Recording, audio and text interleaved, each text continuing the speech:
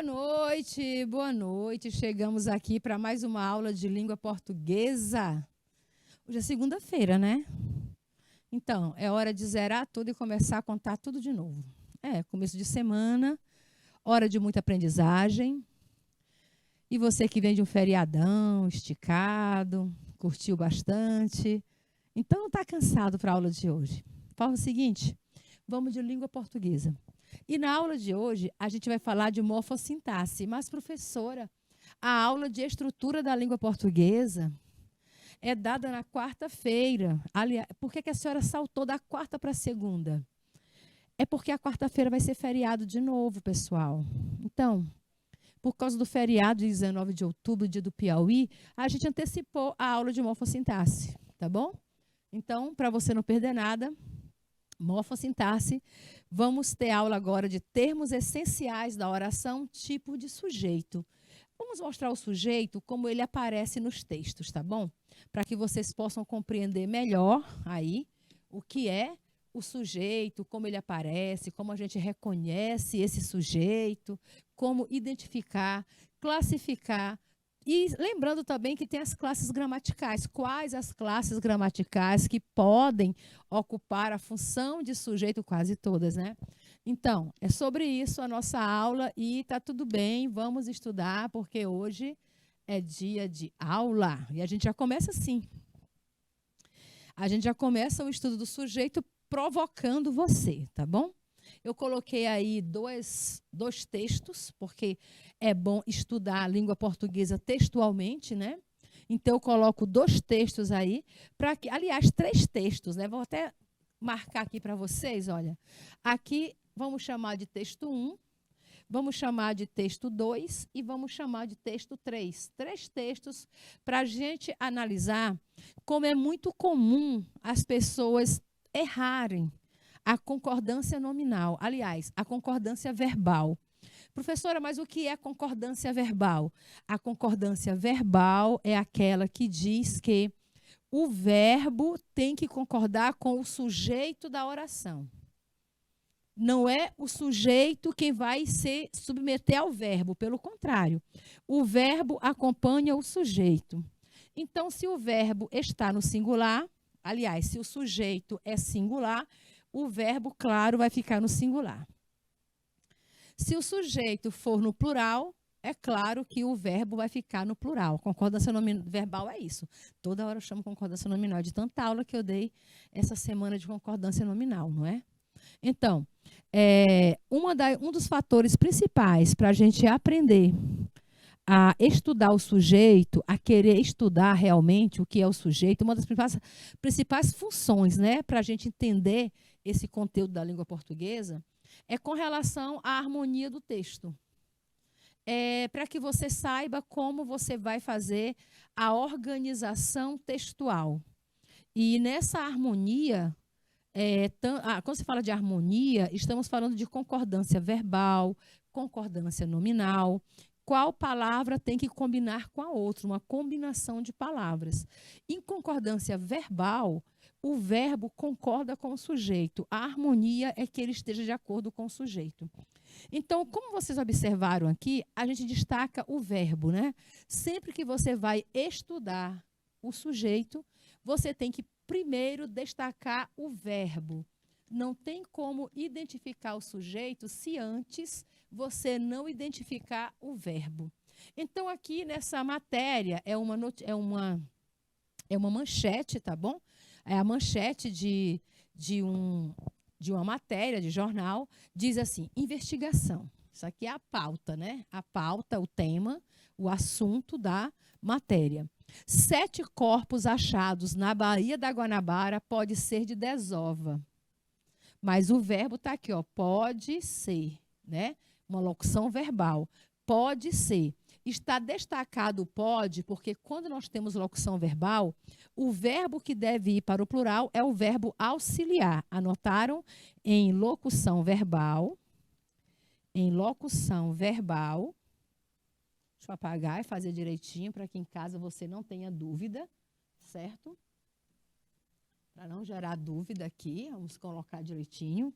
Em locução verbal, Em locução verbal, o verbo auxiliar,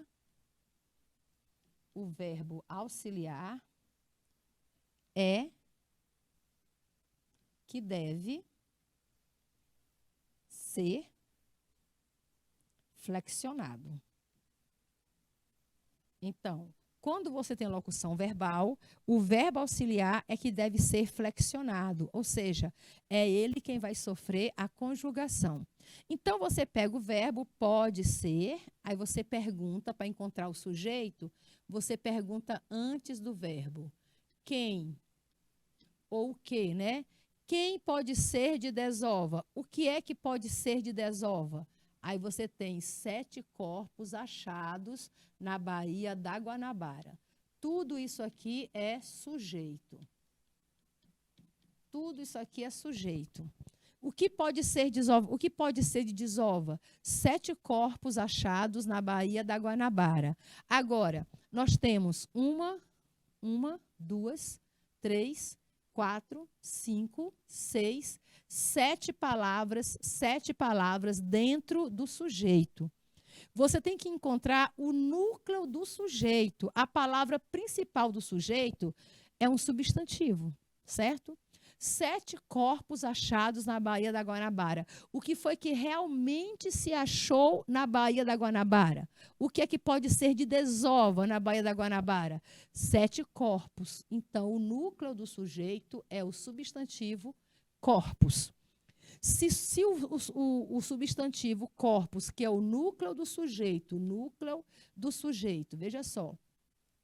Se o substantivo está no plural, não são corpos, não são 7. Se são 7, então 7 corpos. Está no plural. Logo, o verbo da oração tem que estar também no plural. 7 corpos achados na Baía da Guanabara podem ser de desova, porque é o verbo auxiliar que sofre a flexão. 7 corpos achados na Baía da Guanabara podem ser de desova. Essa deveria ser a escrita correta da oração. Igual aqui, ó. Polícia acredita que cadáveres foram atirados. Verbo, foram. Quem foram atirados? Cadáveres. Então, por que o verbo está no plural? Porque o sujeito cadáveres está no plural. Entenderam? Então, dentro da análise sintática, é uma obrigação o verbo concordar com o sujeito.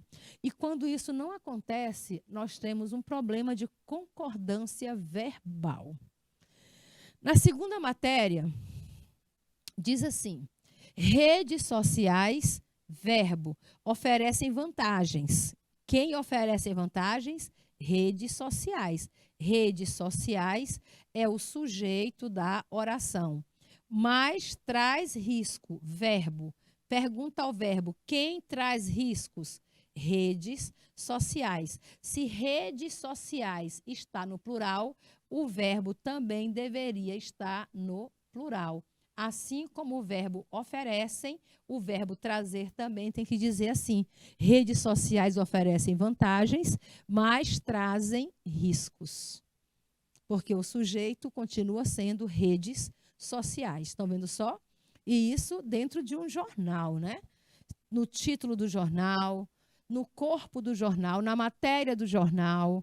Então, esse desencontro do sujeito com o predicado acontece muitas vezes porque o aluno não se liga na importância de se compreender o que é o sujeito e qual é a função desse sujeito. É o sujeito quem pratica a ação do verbo.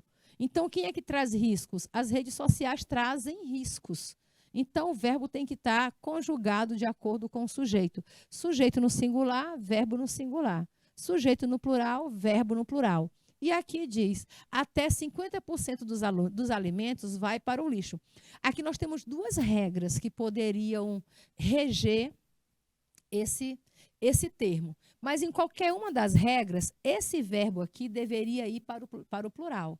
Porque, primeira regra, você pode concordar com os 50%, não é isso? 50% dos alimentos, com o numeral, que está fazendo papel de sujeito aí, 50% dos alimentos, não é 50, 50 é mais do que 1. Se é mais do que 1, o verbo tem que ir para o plural. 50% dos alimentos vão para o lixo. Ou também poderia concordar com a palavra mais próxima, porque está determinando 50% dos alimentos. Quando tem determinante, você pode concordar com a palavra determinada, que no caso são alimentos, mas mesmo assim, alimentos também está no plural. Então, seja para concordar com os 50%, ou seja para concordar com os alimentos, esse verbo aqui deveria estar no plural. Até 50% dos alimentos vão para o lixo, diz ONU. Entenderam só a importância da concordância verbal? Então, é para a gente não cometer esse tipo de gafe, tá bom? Para a gente não cometer esse tipo de gafe com a língua portuguesa, é que é importante a gente fazer estudo do sujeito. Procurar sempre o sujeito das orações para poder saber alinhar, né? Alinhar o sujeito com o seu predicado. Simbora, começando nossa aula. Então, vamos pensar. Pare um pouquinho comigo agora e vamos pensar. Aí nós temos aqui um diálogo, tá? De WhatsApp, né? Por aplicativo de comunicação. Uma suposta criança aí se comunicando com o avô. Aí ela coloca: como vai você, vovô? Uma pergunta, frase interrogativa. Como vai você, vovô? Aqui em São Paulo está frio. Vamos pegar os verbos aqui, tá bom? Como vai você, vovô? Ela usou aqui o verbo vai no sentido de estar. Como está você, vovô, né? E a gente diz vai, no sentido de estar. Como vai você, vovô? Aqui em São Paulo está frio. Olha o verbo de novo, está frio. Um beijo da sua neta, Júlia Branca. Né? Deveria ter uma vírgula aqui. Um beijo da sua neta, Júlia Branca. Pronto. A menina mandou a mensagem para o avô e agora a gente vai analisar a estrutura desse texto. Professora, a mensagem de WhatsApp é texto? Claro que é. É um gênero textual. Mensagens, comentários, postagens, tudo são textos, tá bom? Tudo que você usa para se comunicar com a finalidade comunicativa é um texto.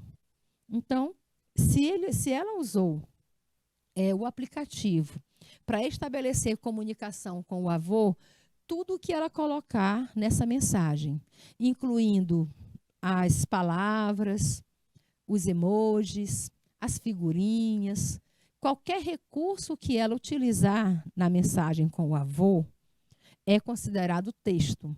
Se for com palavras, texto verbal. Se for com emojis ou figurinhas, texto não verbal, tá bom? Pergunta: todas as frases acima têm sentido completo? Quando você diz, olha, são 3 frases, tá? A primeira, como vai você, vovô? Tem sentido completo? Tem, né? Porque quando é que você percebe que tem sentido completo? Quando você desloca a frase do contexto e ela continua tendo sentido. Então, se você tira a frase do texto, como vai você, vovô? Essa frase tem sentido completo? Claro que sim. A segunda frase, tire do contexto, isola a frase sozinho. Aqui em São Paulo está frio. Tem sentido completo? Aqui em São Paulo está frio. Claro que tem. Dá uma mensagem, né? E a terceira frase, um beijo da sua neta Júlia Branca. Um beijo da sua neta Júlia Branca. Também tem sentido completo? Tem. Então, o que é que a gente chama de frase? Frase é todo enunciado que tenha sentido completo. Beleza? Entenderam? Frase é todo enunciado que tem sentido completo. Então, pergunta: todas as frases acima têm sentido completo? Sim, todos têm sentido completo. Todos não, todas, né? Todas as frases têm sentido completo. Outra pergunta: em qual situação comunicativa elas foram empregadas? Professor, o que é situação comunicativa? É o contexto, tá bom? Situação comunicativa é o contexto é o contexto em que elas foram usadas. Essas frases foram usadas em qual contexto? Ah, professora, entendi. A situação comunicativa é o contexto em que a pessoa está envolvida no momento da fala. Isso mesmo. Então, no momento da fala, a pessoa que escreveu estava envolvida em que tipo de contexto? Era uma mensagem, né? Uma mensagem por aplicativo ao avô. Então, o contexto, ou seja, a situação comunicativa que você percebe é uma mensagem de texto para o avô. Porque nós temos mensagem de texto escrito, mensagem de texto só em áudio e mensagem de texto em vídeo, né? Temos várias formas de mandar mensagem de texto. No caso aqui, qual é a situação comunicativa? O contexto é a mensagem que a menina escreve para o avô. Pronto. Agora você entendeu que o contexto, situação comunicativa, quer dizer em que contexto foi gerado, né? Foi gerado o texto. E o texto foi gerado na intenção de se comunicar com o avô por um aplicativo de mensagem. E terceira pergunta, o que diferencia a última frase das anteriores? Olha, se você observou no comecinho da explicação, eu disse assim para vocês, bora marcar os verbos? Aí marquei o verbo ir. Aqui em São Paulo está frio, o verbo está. No entanto, na última frase, um beijo da sua neta Júlia Branca, eu não destaquei nenhum verbo. Mas ainda assim, a frase continua existindo. A frase continua tendo sentido. Como vai você, vovô? Verbo ir. Aqui em São Paulo está frio, verbo está. Um beijo da sua neta Júlia Branca. Um é artigo, beijo é substantivo, da é preposição mais artigo, sua é pronome possessivo, neta é um substantivo, Júlia Branca, substantivo. Beleza? Então, você tem várias palavras, artigo, preposição, pronome, substantivos, mas você não tem verbo. Então, a pergunta, o que diferencia a última frase das outras anteriores, de como vai você, aqui em São Paulo está frio? A diferença é que a terceira frase não tem verbo. O que diferencia é a ausência do verbo. Mas vejam bem, não foi usado o verbo, no entanto, o sentido se manteve. A frase um beijo da sua neta Júlia Branca continua tendo sentido completo. Isso quer dizer que não é só o verbo quem transmite mensagem, certo? Não é só o verbo que transmite uma mensagem, mas também palavras arranjadas em torno de si mesma, sem verbo, também transmite mensagem. Quando você diz cada um no seu quadrado, cada é um pronome indefinido, cada um é um artigo indefinido, no, preposição, mais artigo, seu, pronome, quadrado, substantivo. Quando você diz cada um no seu quadrado, você também tem o enunciado completo, uma frase com sentido completo, mas com ausência de verbo. Frase sem verbo é chamada de frase nominal. Agora, eu posso saber quem é o sujeito da terceira frase? Um beijo da sua neta Júlia Branca. Eu posso perguntar quem é o sujeito da terceira frase? Não. Por quê, professora, que eu não posso estudar o sujeito na terceira frase? Porque sujeito é um termo da oração que responde a quem faz, que corresponde a quem praticou a ação do verbo.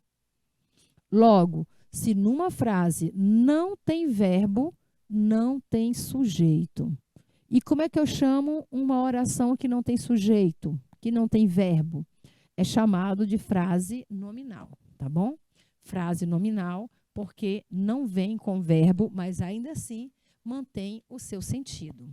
Continua. Então, no texto, como vai você, vovô? Aqui em São Paulo está frio. Identifique o verbo presente em cada uma das frases. A gente já identificou, não foi? Na frase como vai você, nós temos o verbo vai. vai, que é o verbo ir, no sentido de estar. Aqui em São Paulo está frio, temos o verbo estar. Então, como vai você, é o verbo vai, e aqui em São Paulo está frio, o verbo é estar. Quantas orações há no texto? Olha, se você tem somente 2 verbos, então você tem 2 orações. Lembrando, a quantidade de oração, vocês podem colocar essa observação aí, a quantidade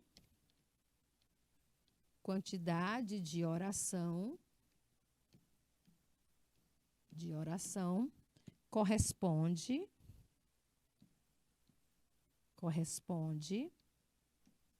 à mesma quantidade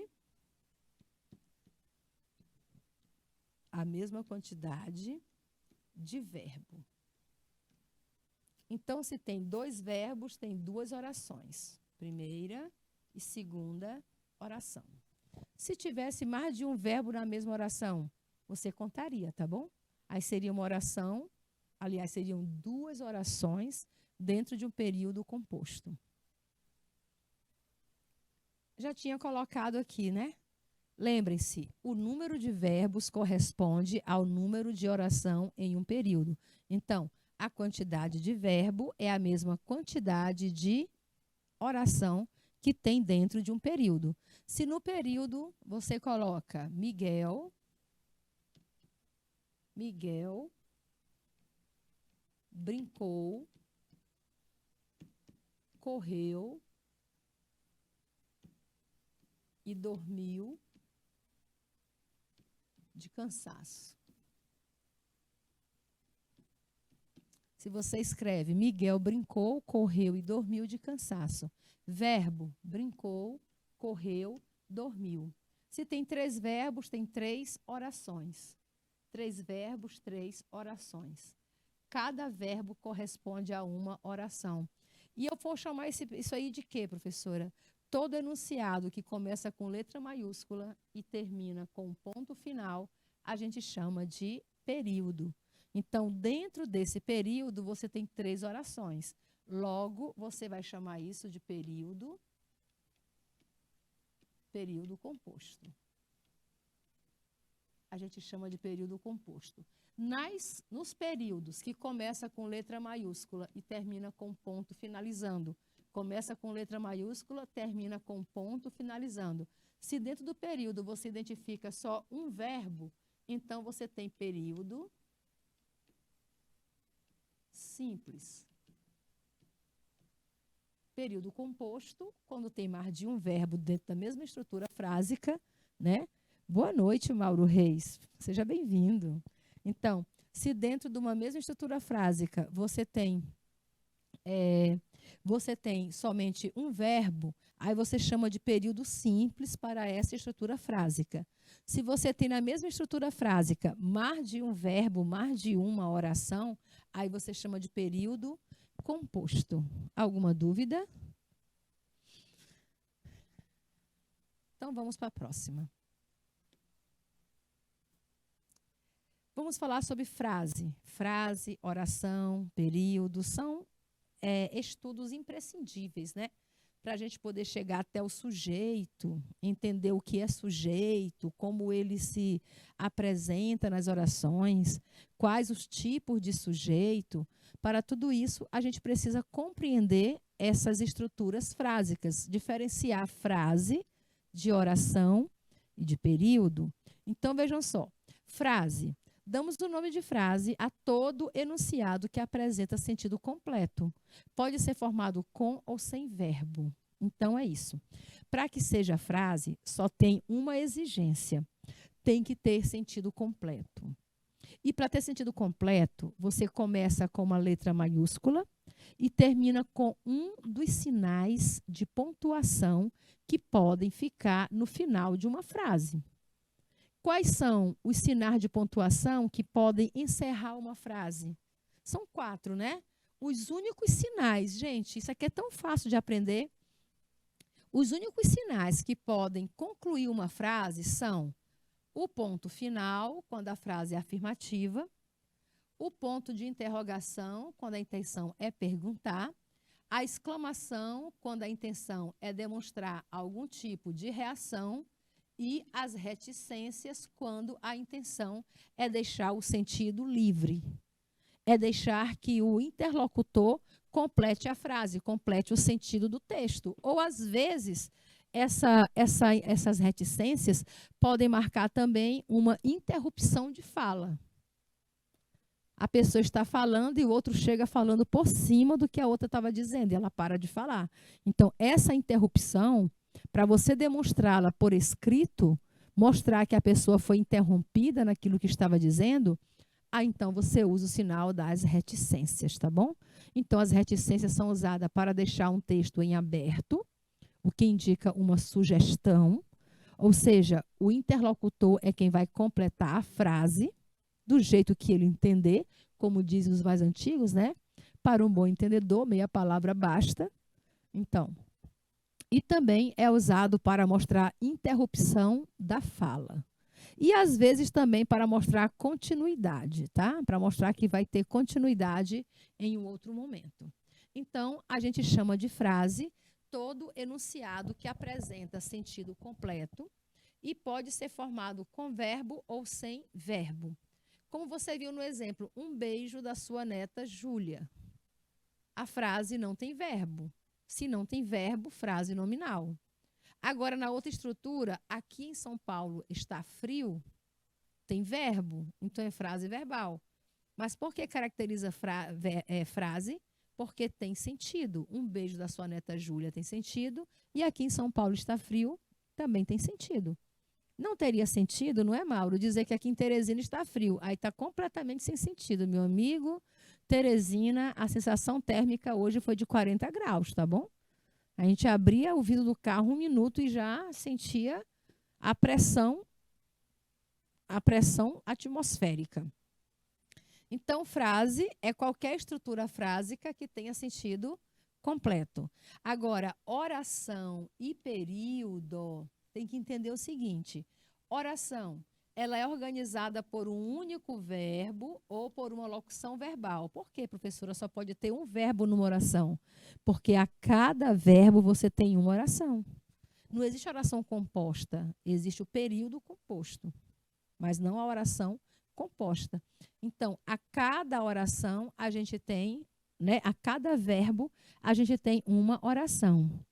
Professora, a oração, ela necessita ter sentido completo? Não. Às vezes, as pessoas, mesmo falando, elas não colocam todos os termos da oração. Porque esse termo, às vezes, fica subentendido dentro de um contexto. Vou dar um exemplo. Você está conversando com a sua mãe e vocês estão falando sobre a venda da bicicleta, certo? Aí a sua mãe, você sai de casa dizendo: mamãe, eu vou até o troca-troca vender essa bicicleta. Aí a mãe: tá bom, meu filho, então vá, que ela já está velhinha mesmo, venda que a gente compra outra. Aí depois você retorna a casa e a mãe pergunta: cadê, meu filho, você vendeu? E você responde: vendi. Vejam só, o verbo vender é um verbo que precisa de complemento. Quem vende, vende algo a alguém, certo? Então, tem um complemento. Quando você diz: mamãe, eu vou até o troca-troca vender essa bicicleta, no contexto, a gente já sabe que você vai vender a bicicleta. Aí depois você retorna e a mãe pergunta: e então, meu filho, você vendeu? Mas ela não repetiu. Você vendeu a bicicleta? Aí você responde: vendi. Mas você não disse: eu vendi a bicicleta. Por que que você não colocou o complemento do verbo? Por que que mesmo o verbo precisando do complemento, você não coloca esse complemento? É simples, porque o complemento está dentro do contexto. Então, às vezes, como as pessoas gostam de analisar frases soltas e não frases dentro de um texto, pode parecer que o verbo esteja sem complemento. Mas se você pesquisar dentro do texto, você vai encontrar o complemento dele, tá bom? Então, por isso que a oração permanece. Se você pegar a frase isoladamente: cadê, meu filho, você vendeu? Isso é uma oração.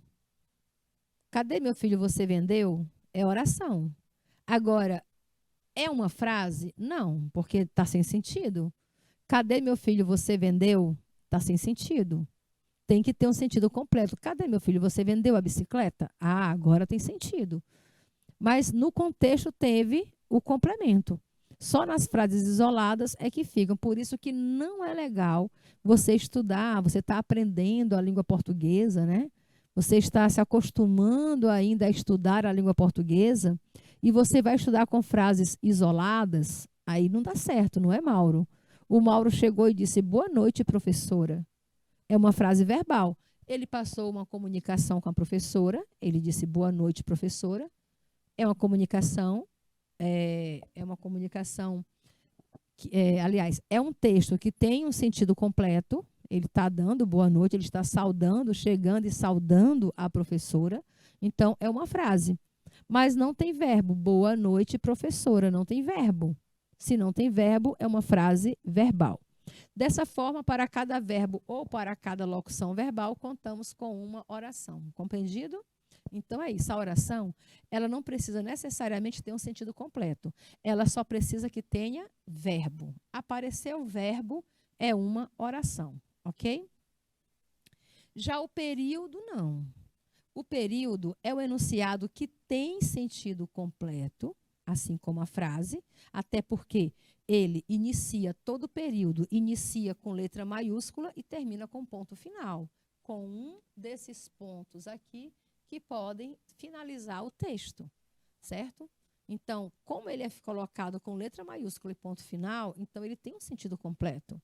Então, tem que ter sentido completo e pode ser formado por uma ou por mais de uma oração, podendo ser assim chamado de simples e composto. Se tem uma oração, só tem um único verbo. Se tem um único verbo, período simples. Se tem mais de um verbo, período composto, tá bom? Simbora. Agora, entrando nos termos da oração, que é o nosso objeto de conhecimento de hoje. Ali tudo foi uma prerrogativa, né? A gente tem que planear primeiro o terreno para poder plantar, não tem não?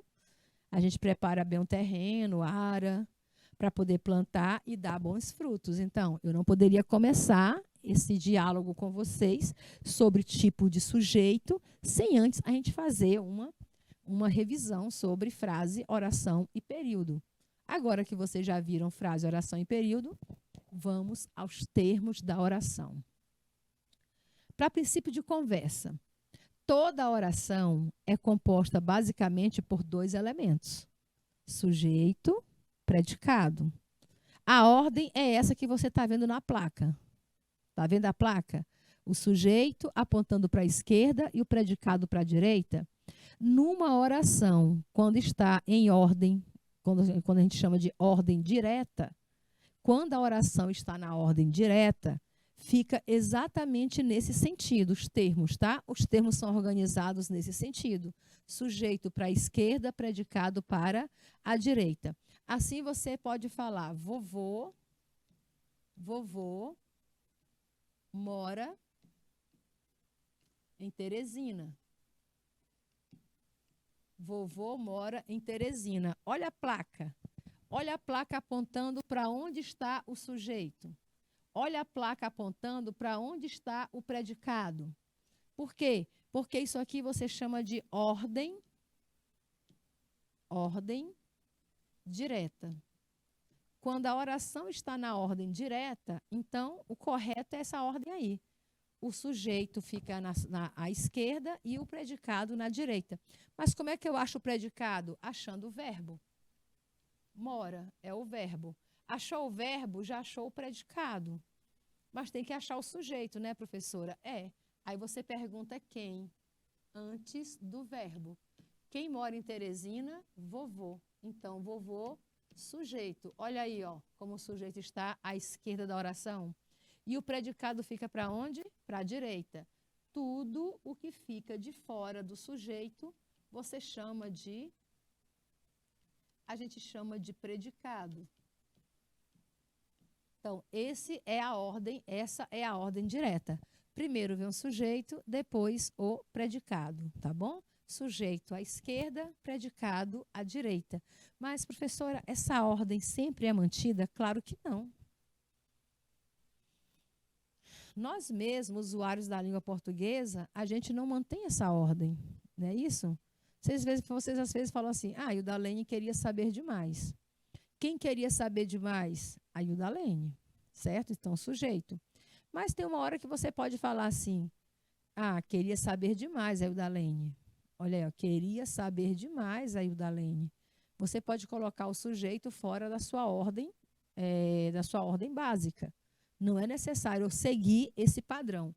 O padrão da ordem direta é interessante para alunos, né, usuários da língua portuguesa, de modo geral, que têm dificuldade de usar vírgula. Então, quando você escreve uma oração na ordem direta, aí não vai ser preciso usar vírgulas, a não ser que você coloque alguns termos da oração que precisam de vírgula, né? Como o vocativo, como o aposto. A gente chega lá. Então, vamos ver aqui. Sujeito. Sujeito é o responsável por realizar ou por sofrer uma ação ou estado.